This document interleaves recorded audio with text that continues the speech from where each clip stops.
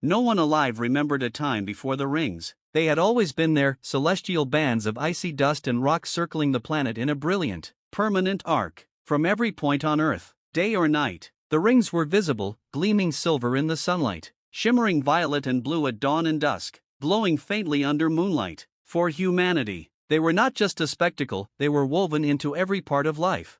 The ancient civilizations had carved the rings into stone, painted them into caves, worshipped them as divine. Poets compared their beauty to the unreachable heavens. Science explained them, a natural formation, born from a shattered moon or a captured asteroid field, circling endlessly at the perfect distance. But no amount of explanation could dull their magic. They were the crown of the earth. 17-year-old Kian had grown up in the shadow of the rings. In his city of Vela, a coastal metropolis where towers of glass reflected the ever-present glow, every building was angled to offer views of the sky. Children were taught the ring calendar, festivals timed by their seasonal shifts, art inspired by their colors. Even sleep patterns had adapted. People stayed awake longer at night to bask in their soft radiance. The rings were not just decoration, they shaped everything.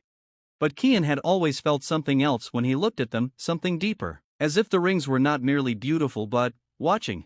It began with the lights. For weeks, strange glimmers moved along the edges of the rings, patterns too regular to be natural. Scientists on every continent issued cautious statements, reflections, debris, atmospheric tricks. But some, the fringe thinkers, whispered other theories, messages, movement, signals.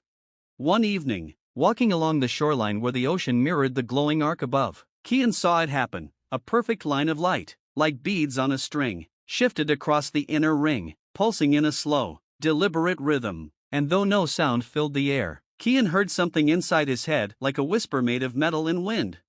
He was not the only one.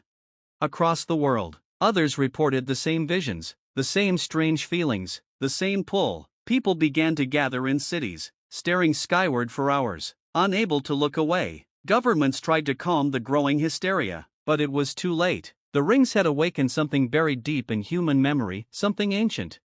Kian's dreams filled with impossible images, spirals of light, floating towers, beings that weren't quite human standing beneath alien skies. He stopped sleeping, he stopped eating, he felt the pull in his bones, and then, without understanding how, he knew what he had to do. There was an old observatory on the cliffs beyond the city, abandoned since the new technologies replaced traditional space science. Kian followed the pull there, climbing rusted steps under the pale glow of the rings, and waiting for him was something he could never have imagined, a door. Not a literal door, but a shimmer in the air, a distortion shaped like an arch. When he stepped through, the world shifted. He stood on the rings. Not an image, not a dream, real. The ground beneath his feet was crystalline, sparkling ice and stone stretching out in endless curves. Above him, earth hung suspended, immense, blue, alive, and standing before him were the shapes from his dreams, tall figures, translucent and radiant, their faces soft with something like kindness or sadness. They spoke without words. Kian understood.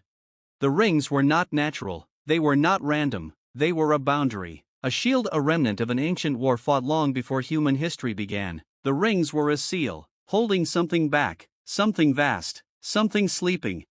And now, the seal was weakening.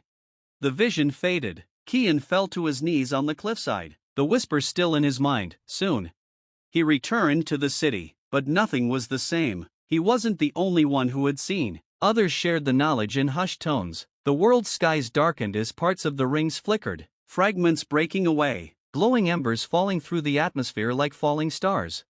The governments tried to act, launching missions, deploying satellites, but it was too late. The rings were unraveling. And then, one night, the sky split. It wasn't violent, it wasn't loud, but across the world, millions looked up to see the impossible, a slow, steady opening in the rings, light spilling through it like dawn. From that rift came no invasion, no destruction, only a signal, a pulse that passed through every living mind. Not words, but feeling, a warning, a choice. Kian stood beneath the glowing sky, heart pounding, and he understood, the beings beyond the rings were not enemies, they were caretakers, guardians, and humanity stood at a crossroads. The old seal could break, unleashing forces that no one fully remembered, or it could hold if humanity was ready to change, to become something more than what it had been. The rings were not just beauty. They were the key. The days that followed were filled with wonder and terror. Some chose fear, some chose hope, and in the shimmering nights beneath the dissolving crown of Earth, Kian made his choice too, not just for himself, but for the future of a world balanced between stars and stone. Whatever came next, the rings would never be the same. And neither would humanity.